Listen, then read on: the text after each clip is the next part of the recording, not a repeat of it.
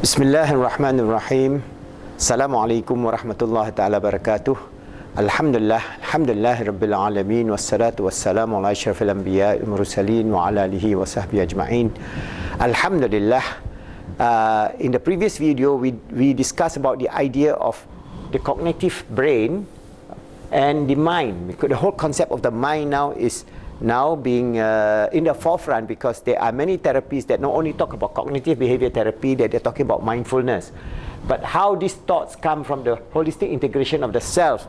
From the Islamic perspective is that our integration is not only at the mind level, but our integration is at the spiritual, emotional, mental and physical level.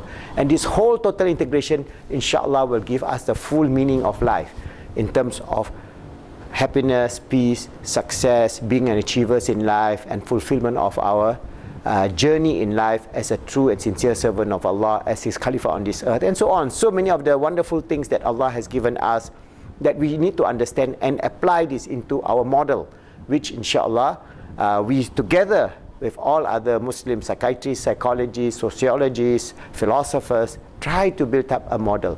So I'm propounding our model now as compared to, for example, like CBT, cognitive behavior therapy, as compared to mindful-based cognitive therapy, MBCT or DBT, and other similar type of mindfulness type of program, as well as CBT, and what are the range, the parameters of our framework, which covers the whole spectrum of our existence. So I'm going to propound this idea.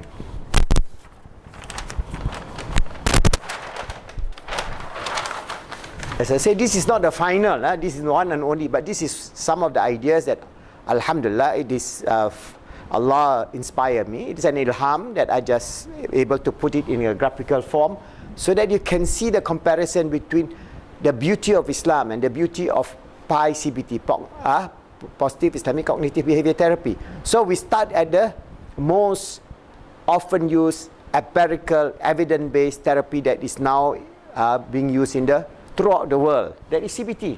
And you can see CBT, if CBT, they have this whole TEF cycle. They take at the level of cognitive thoughts, because CBT don't talk about the mind. Nowhere in CBT that they talk about the mind. But the later models developed by others, there is mindful-based cognitive therapy or DBT, dialectical behavior therapy. All these models talk about the mind. But even the definition of the mind varies from each school of therapy to another school of therapy, and so on. But doesn't matter. But at least they now understand the mind. But if you look at CBT, they talk about cognitive thought. Whatever is in your brain, that's it. Nothing beyond, nothing more than that.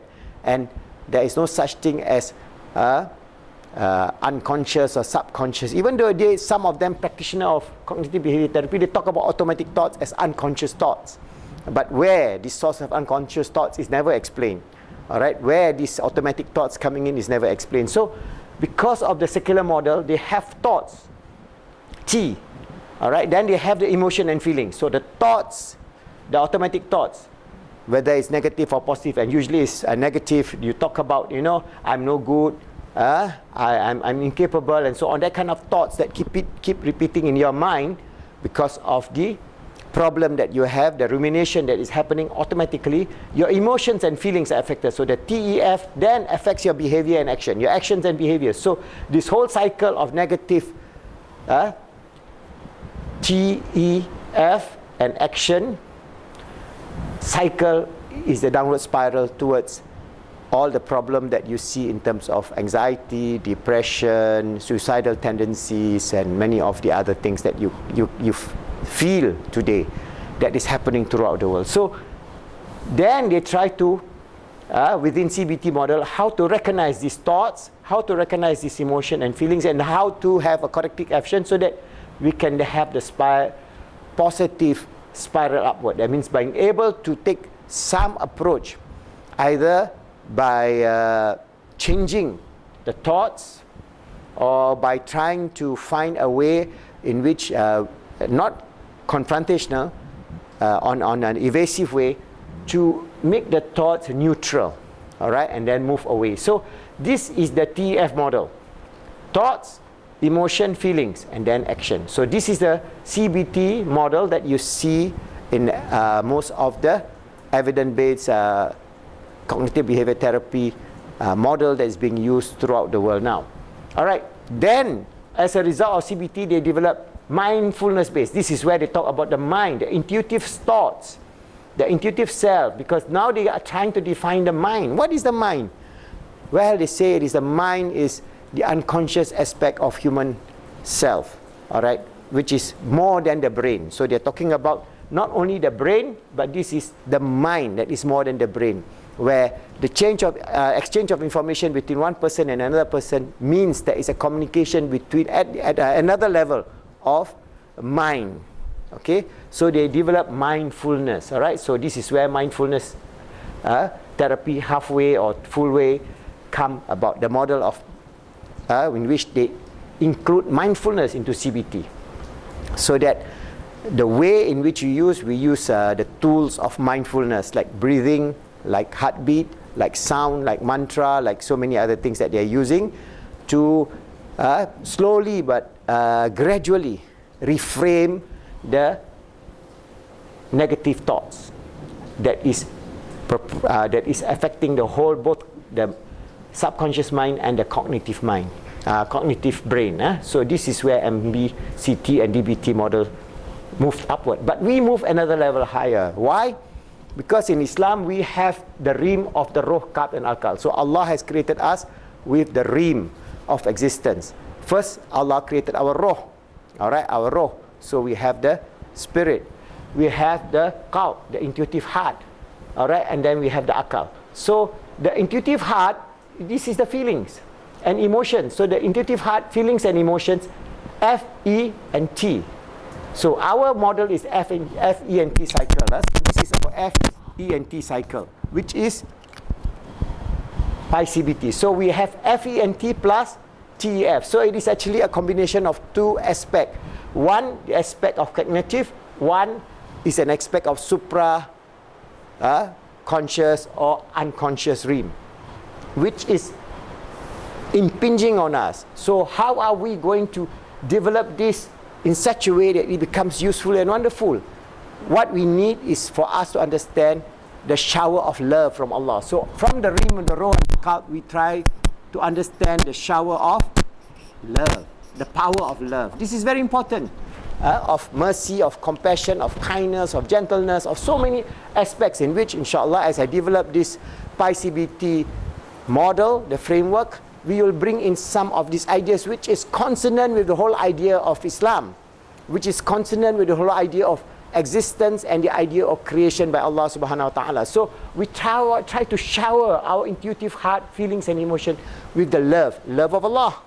Love of ourselves also is important, love of the Prophet and so on. So there are levels of love where when we try to groom the intuitive heart and the feelings, then we are able to move away from the negative automatic thoughts by the various practices of Islam. That's why we have these practices of Islam in terms of muhasabah, muraqabah, tafakkur, zikr, dua, and so many of the tools that we use in Islam, but we do not see the grandeur, the beauty, which is very sad. Whereas somebody has just some idea of breathing only, hold, and then you breathe and you think about the air coming out from your nose. That is mindfulness breathing. All right, but we have so many other tools. We can use this, yes, because Allah tells us to look inward into ourselves. So we look inwards into our breathing, we look inwards into our pulse, we look inward into our guts, we look inwards into our cell, we look inwards into our existence, at every particle of our existence. We look inward at the formation of the fetus in a growing child in the tummy of the mother. So many reflections that we can do from A to Z, and these tools are being propounded by our teachers 1,000 years ago. More than 1,000 years ago, these were developed, these were explained, and these were understood. So today we are just rediscovering. So I'm just giving you a rediscovery. This is what I believe could be the model for Muslims in the 21st century, that we understand the intuitive love of Allah subhanahu wa ta'ala when He created us, and we rely on His love, compassion, mercy, grace, that from this we develop our intuitive feelings, the F. Then this intuitive feelings is linked to our intuitive emotion, the E. So F-E, and then the akal, the T, which comprises all, the whole thing. So this model is, I believe, maybe you say it's hyperbole, the most perfect model for every human being. Regardless whether they are Muslim or non-Muslim, this is the most perfect model, a framework that we can use to develop ourselves. And just to give you some idea of the research that is being done at this level. At this level, there are many other researches that are being done in terms of the intuitive heart, in terms of the heart-based world, and so on. There are many people trying to reach, but because of their lack of knowledge of the spirituality of our existence, especially they do not have a framework of the spiritual realm, it is difficult for them to explain. But for Muslims, we can explain in detail. But I'm going to give you a few minutes, 2-3 minutes, of how from here it has moved to here, and what it impacts in terms of our brain. Even our brain is affected by our akal. And this is research done by many, many universities, but I'm taking about 2 minutes to show you how this works.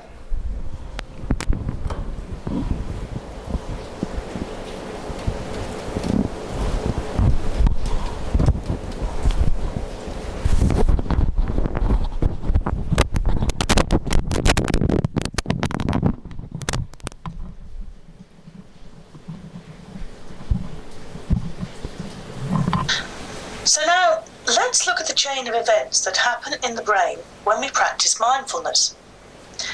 When we practice mindfulness, we form an intention to focus attention on something. It could be the body, it could be sounds or breathing. As we do this, activity increases in the attention association area. As the mind quietens further, activity in the prefrontal cortex regions associated with emotional responses, decisions, planning and judgment decrease. Next, as the mindfulness practitioner becomes less aware of sensory information stemming from their external environment and therefore less aware of their orientation in space and time, as activity in the orientation association and visual association area decreases. This chain of event activates two important structures in the limbic system: the hippocampus, which in turn stimulates the amygdala. These two structures are responsible for assigning emotional significance to our experiences. These actions on the hypothalamus and the amygdala modify activity of the autonomic nervous system. A peaceful state arises as a result of the activation of the parasympathetic or relaxation nervous system, and then, as the different neural, hormonal and other triggers swing in, the sympathetic or arousal system is produced, producing a mentally clear and alert state. Physiological effects such as changing to breathing rate, heart rate or blood pressure are the result of the amygdala's effect on midbrain structures that control this function.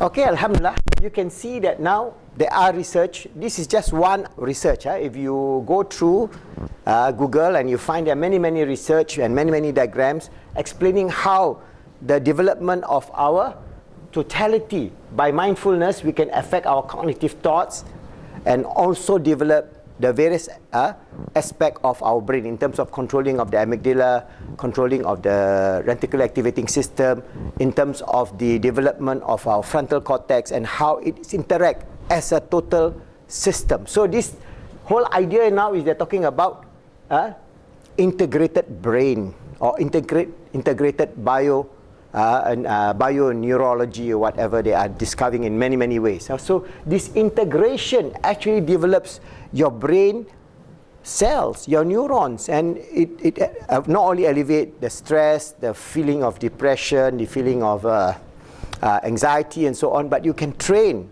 in such a way that this integration in terms of the mindfulness can actually be more effective than CBT. What if now I'm telling you that we can train our intuitive heart from the realm of the Ruh, Qalb and Akal, that we understand the nature of love from Allah subhanahu wa ta'ala, as explained by a great scholar, throughout the centuries. Ibn al-Qayyim, Imam Ghazali, Maulana Jalaluddin Rumi, Ibn Arabi, and so many of them.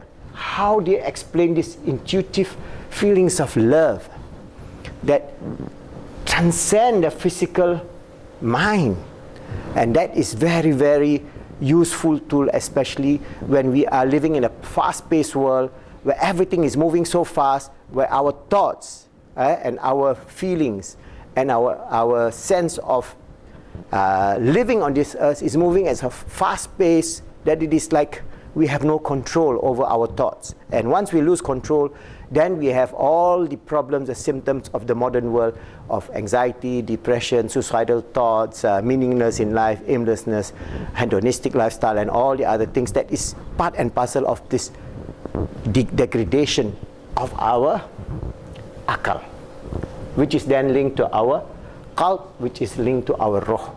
Alright, so our roh S, our qalb E, our akal M, and our P. This is the P, we are talking about the P level. This is the physical. So we have the S, E, M, and P. So this is one idea that inshallah, if we are able to develop further, we can develop a positive Islamic cognitive behavior therapy model integrating CBT. Remember, we take the TF from CBT and then we include the FET. So we have two cycles here. We have the